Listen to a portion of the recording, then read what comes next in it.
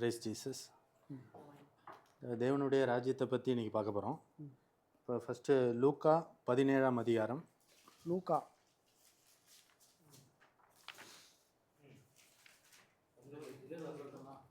20-21. தேவனுடைய ராஜ்யம் எப்பொழுது வரும் என்று பரிசேயர் அவரிடத்தில் கேட்ட பொழுது அவர்களுக்கு அவர் பிரதியுத்தரமாக, தேவனுடைய ராஜ்யம் பிரத்யட்சமாய் வராது, இதோ இங்கே என்றும் அதோ அங்கே என்றும் சொல்லப்படுகிறதற்கும் ஏதுகிறாது. இதோ தேவனுடைய ராஜ்யம் உங்களுக்குள் இருக்கிறதே. ஆமென். இப்போ தேவனுடைய ராஜ்யம் நமக்குள்ளே இருக்குதுன்னா, தேவனுடைய ராஜ்யம்ன்றது பரிசுத்த ஆவியானவரை குறிக்குது. அவர் தான் நமக்குள்ளே இருக்கார். அவர் வரப்போ தான் நமக்கு அன்பும் சமாதானமும் கிடைக்கும். அந்த அன்பும் சமாதானம் பரிசுத்த ஆவியானவரில் மாத்திரம்தான் கிடைக்கும். அதனால தான் அவர் ஃபுல் சுவிசேஷமும் சொல்ல வர்றது அதுதான். பரிசுத்த ஆவியானவருக்குள்ளே நீங்கள் இருக்கணும், வளரணும். அந்த ஒரே ஒரு வேர்டு தான். அதனால தான் ஏசப்பா சொல்கிறாரு, மனம் திரும்பி சிறு பிள்ளைகளை போலாகணும். அதாவது சுவிசேஷத்தை விசுவசிக்கணும். அதாவது அவரோட வார்த்தையை கேட்காம போகிறவங்க கிட்ட கூட தூசியை, காலில் படிந்த தூசியை கூட உதறிட்டு போ. ஆனாலும் அவங்கள்ட்ட இப்போ என்ன சொல்லணும்? பரலோக ராஜ்யம் சமீபித்து இருக்கிறது. அதாவது பரிசுத்தாவின் நான் போனோடனே பரிசுத்தாவின் நான் அனுப்புவேன், அப்போவாச்சும் உணர்வுள்ளவங்களா ராஜ்யத்துக்குள்ளே வாங்க அப்படின்னு சொல்கிறார். ஆனால் அதாவது ரிஜெக்ட் பண்ணுறவங்கக்கிட்ட கூட ஒரே ஒரு வார்த்தையை சொல்லு, என்னது? பரிசுத்தாவியானவர் வராரு, அவர் தர நீதியும் அன்பையும் சமாதானத்தையும் வச்சுக்கோ, அது மட்டும் சொல்லிட்டாச்சு வந்துரு அப்படின்றார்.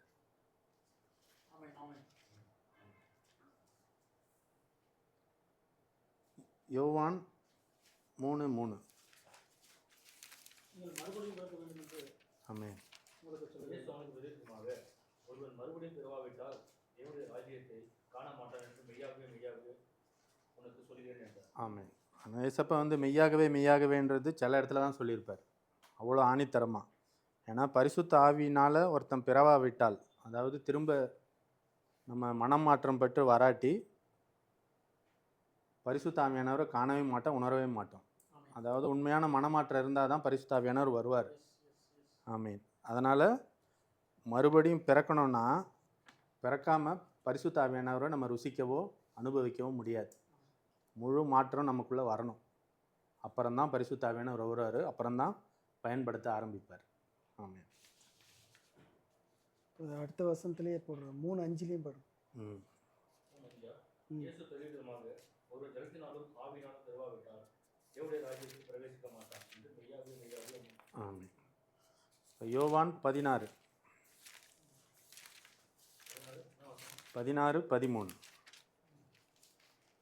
சத்திய ஆவியாகிய அவர் வரும்போது சகல சத்தியத்துக்குள்ளும் உங்களை நடத்துவார்.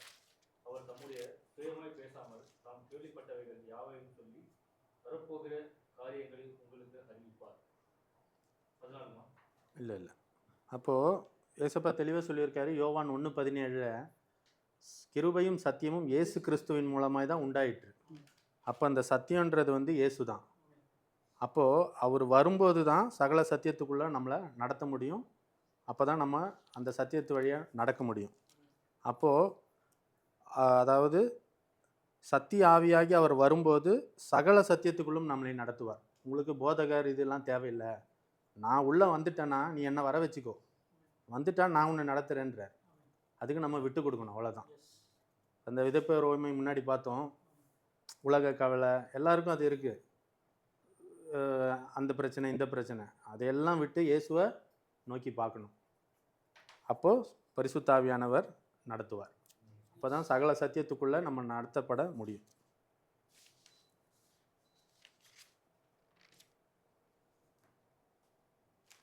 யோவான் 16:2. அவர்கள் உங்களை தேவாலயங்களுக்கு புறம்பாக்குவார்கள், மேலும் உங்களை கொலை செய்கிறவன் தேவன் செய்கிறவன் காலம் வரும். அப்போ இவங்க என்ன சொல்கிறாங்க? சர்ச்சு போகிற பில்டிங் கிறிஸ்டியன்ஸ் அவங்க இதை குறித்து என்ன சொல்ல முடியும்? உங்களை ஜபாலயத்துக்கு புறம்பாக்குவார்கள்.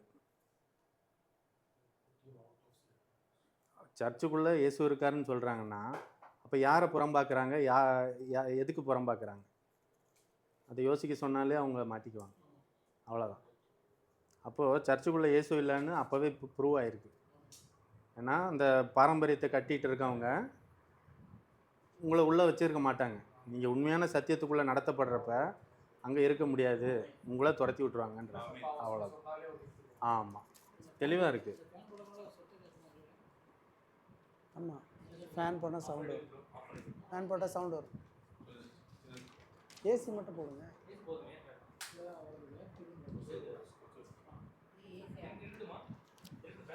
அதாவது ஜெப ஆலயம்னு இருக்கு இல்லையா, அது யூதர்களுடைய ஜெப ஆலயம். புறஜாதிக்கு ஆலயம் கிடையாது, ஜெபாலயமும் கிடையாது. யூதர்களுக்காக பைபிளே இல்லாத, ஆக்சுவலி பைபிள்லே இல்லாத ஒரு ஆலயம் ஜெபாலயம். பைபிளில் ஏசப்பா அனுமதி தரலையாம். தேவாலயம் மட்டும்தான் ஸ்டார்டிங்கில் அனுமதி கொடுத்துருக்காரு. அதுக்கப்புறம் ஜெபாலயன்றது யூதர்கள் அவங்களுக்காக பண்ணிக்கிட்டது. இது பைபிளில் எங்கேயும், ஆமாம் ஆமாம், ஆனால் பைபிளில் எங்கேயுமே இல்லை, பண்ண சொல்லி எங்கேயும் இல்லை. எந்த ஓல்ட் டெஸ்ட்மெண்ட்லையும் எங்கேயும் நியூ டெஸ்ட்மெண்ட்லையும் எந்த இடத்துலையுமே இவங்களா கட்டணும். தேவாலயத்தை தவிர வேற ஒன்றும் அவர் சொல்லலை. தேவாலயமே அது தாவீதோட விருப்பத்தினால தான் அது சொன்னது. நான் வாசம் பண்ண எனக்கு ஒரு இடத்த ஆய்ந்து பண்ணிருந்தான்னு சொன்னார். தாவீதோட விருப்பத்தினால அந்த தேவாலயம் கொடுக்கப்பட்டது. சலமான் கட்டினான். அந்த ஓய்வு நாளை கடைப்பிடிக்கணுங்கிறதுக்காக அவங்க அங்கங்கே ஒரு ஆலயத்தை கட்டி அவங்க பாரம்பரியத்தை கடைப்பிடிச்சிட்டாங்க. அந்த பழைய ஏற்பாட்டு பாரம்பரியம் மாம்சம். இப்போ 2 கொரிந்தியர் 5:16. 2 கொரிந்தியர். ஆமாம். ஆகையால் இது முதற்கொண்டு நாங்கள் ஒருவனையும் மாம்சத்தின்படி அறியோம். நாங்கள் கிறிஸ்துவையும் மாம்சத்தின்படி அறிந்திருந்தாலும் இனி ஒருபோதும் அவரை மாம்சத்தின்படி அறியோம். அப்படின்னா மாம்சத்தின்படி, பழைய ஏற்பாட்டின்படி அவரை அறியோம் சொல்லுறது புரியுதுங்களா? மாம்சம் என்றால் பழையது. இப்படி இருக்க ஒருவன் கிறிஸ்துவுக்குள் இருந்தால் புது சிருஷ்டியாய் இருக்கிறான், பழையவைகள் ஒழிந்து போயின, எல்லாம் புதிதாயின. இப்போ பரிசுத்த ஆவியானவர் உள்ள வரப்ப பழைய நியாயப்பிரமாண கட்டுகள் எல்லாம் ஒழிந்து போகுது. அப்போ தான் அவன் பரலோக ராஜ்யத்துக்கு பரிசுத்த ஆவியானவருக்கு உட்பட்டவனாக மாறுறான். நம்பர் 16. ஆகையால் இது முதற்கொண்டு நாங்கள் ஒருவனையும் மாம்சத்தின்படி அறியோம். மாம்சத்தின்படி அறிந்த, அதாவது இயேசுவை நாங்கள் ஃபிசிக்கலாக பார்த்துருந்தாலும் இனி ஒருபோதும் அவர் அப்படி பார்க்க மாட்டோம். அவர் ஆவியாக உள்ளே வந்துட்டார், பரிசுத்தாவின் உள்ளே வந்துட்டார். இனி அவரை ஃபிசிக்கலாக பார்க்கறது இல்லை. அவர் உள்ளே இருந்து நடத்துவார். நான் போயிட்டு உங்களுக்கு தேற்றரவாளன்னு அனுப்புகிறேன்றார். ஆமென். அவர் வழியாக நீங்கள் நடத்தப்படுவீங்கன்றார். அவ்வளோ. அந்த மற்ற பரலோக ராஜ்யத்தை பற்றி அவரே சொல்லினார். வலை இதுவா, முத்தின் வழியாக, அப்புறம் இந்த பொக்கிஷம், வீட்டெஜமான், புளித்த மாவு. இதில் உங்களுக்கு ஏதாவது டவுட் இருக்கா?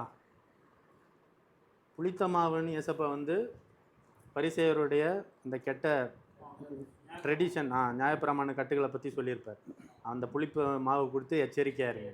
இப்போ பரலோக ராஜ்யமும் புளித்த மாவுக்கு ஒப்பாக இருக்கிறது. அதை எப்படி புரிஞ்சுக்கிறீங்க? ஏன்னா புளித்த மாவு என்ன ஆகும்னா, நீங்கள் இப்போ தயிர் பண்ணணுன்னா வெறும் பாலில் கொஞ்சம் தயிரை போட்டால் தான் அந்த ஃபுல் இதுவும் புளிச்சு தயிர் ஆகுது. ஆமாவா இல்லையா? புளித்த ஃபெர்மெண்டேஷன் பிசைந்த அனைத்தையும் உப்பு பண்ணும். ஆமாம். அப்போது பரிசுத்த ஆவியை பெற்ற நம்ம மற்றவங்களுக்கும் அதை கொடுக்கணும். சீஷர்களாக தான் பண்ணாங்க, ஊதி பரிசுத்த ஆவியை பெற்றுங்கன்றால அதே கதை. ஸோ அப்போ புளித்த மாவுன்னு இங்கே சொல்கிறது வந்து பரிசேயருடைய கெட்ட நியாயப்பிரமாண கட்டுக்குள்ள அவங்க சொல்கிற நடவடிக்கைகள் கிடையாது. இங்கே வந்து நம்ம மற்றவங்களையும் பரிசுத்த ஆவிக்குள்ளே நடத்தணும். அதுதான் பரலோக ராஜ்யம்னு சொல்கிறேன். அதான் இந்த புளித்த மாவு. கடுகு விதை நீ சொன்னீங்க, இருக்கிறதுலே சின்னது, ஆனால் அது என்ன பண்ணுது? பெரிய மரமா மாறி. அப்படின்னா என்ன? அடக்கி வைக்காதன்றாரு. உனக்கு நீ பற்றிட்டியா, மற்றவங்களையும் பற்ற வை, இந்த ராஜ்யத்துக்குள்ளே எல்லாரையும் கொண்டு வான்றாரு. அதுதான் பரலோக ராஜ்யம். அதான் பரிசுத்த ஆவியின் உண்மையாக இருந்தால் சும்மா இருக்க முடியாது. அதனால தான் புறப்பட்டு போன்றாரு. போய் மற்றவங்களையும் ராஜ்யத்தின் புத்திரராக மாற்றுங்க. அப்புறம் வீட்டஜமான் முத்து, அதான் முத்து பொக்கிஷம்லாம் எதுக்கு? அதை இந்த பொக்கிஷத்தை எதுக்காகவும் விட்டு கொடுத்துடாத. அந்த நிலத்தில் அந்த முத்து இருக்குன்னு அவனுக்கு தெரிஞ்சிச்சு, எதை வேணால் விற்றுட்டு அதை வாங்கணும். இதே தான் பரலோக ராஜ்யம். இயேசு தான் நமக்குன்னா எதை வேணால் இழக்கிறதுக்கு ரெடியாக இருக்கும். நான் வேலை இப்படி இருக்குது, ஆமென். அது இப்படி இருக்குது, இது இப்படி, எல்லாம் அப்படி தான் இருக்கும். எது எப்படி இருந்தாலும் இயேசுவுக்காக எல்லாத்தையும் உதறத்தல்ல. அதாவது அது மனைவி ஆனாலும் பிள்ளைகளானாலும் வீடானாலும் நூறத்தனையாக தருவேன்றார். அங்கே விசுவாசிக்கிறப்ப இன்னும் நடக்கும். அதிகமாக நேசிக்கிறவன் ம் எனக்கு பாத்திரம் நல்ல. ஆ ஆமென். ஆ வரும்போது உண்மையான பொக்கிஷம் இயேசு தான். அதுக்காக எதையும் இழக்க இது வரணும். இந்த விதைப்பவர் உண்மையிலையும் அப்படி தான். நல்ல முதல்ல பேசணும்ல, சந்தோஷமாக ஏற்றுக்கிறாங்க, எல்லாம் ஓகே. ஆனால் நெருக்கப்படுறப்ப வசனத்தின் நிமித்தம், கரெக்ட், வசனத்தின் நிமித்தம் நெருக்கப்படுறப்ப நிற்க தெரியணும். அங்கே நிற்கலன்னா அவுட்டு. அதாவது பரலோக ராஜ்யத்துக்கு தகுதியற்றவர்னு ஒரு கேட்டகரி இருக்குல்ல, பின்னாடி பார்க்குறது. அதான் லோத்துவின் மனைவியை நினைத்து கொள்ளுங்கள்ன்றார் ஏசப்பா. யாரை நினச்சிக்க? லோத்தின் மனைவியை நினச்சிக்க. ஆமாம், அப்படி திரும்பி பார்க்காம போனால் போ, அவ்வளோதான். ஏசப்பா சொன்ன வார்த்தை அப்படியே கீழ்ப்படியணும் 100%. அது எப்படி இது எப்படி அந்த சொல்லியே கிடையாது. திரும்பி பார்க்காதன்னா பார்க்காது, அவ்வளோதான். காலை கழுவுனா காலை கழுவு. அவ்வளோதான்.